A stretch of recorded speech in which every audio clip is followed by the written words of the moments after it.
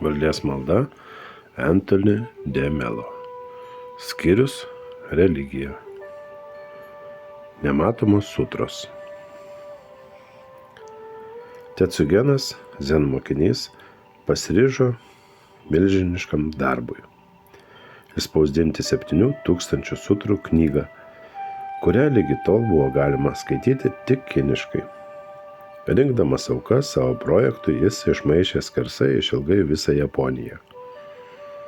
Keletas tučių paaukojo net 100 aukso monetų, bet visa kita dažniausiai buvo smulkus valstiečių pinigėliai.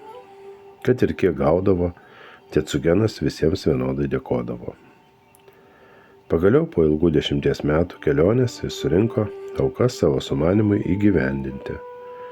Kaip tik tuo metu išsiliejo upė Uji ir tūkstančiai liko be maisto bei pastogės. Kad padėtų šiems nukentėjusiems žmonėms, Tetsugenas išleido visus surinktus pinigus. Ir vėl Tetsugenas pradėjo rinkti aukas. Prabėgo keletas metų, kol jis turėjo reikiamą sumą. Tuomet visą šalį nusiaubė baisi epidemija. Ir Tetsugenas vėl visą, ką surinkęs, išdalijo kenčiantiems.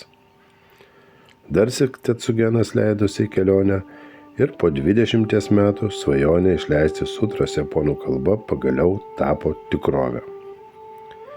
Šį pirmąjį milžinišką sutrų rinkinį galima pamatyti Kioto Abako vienuolyne.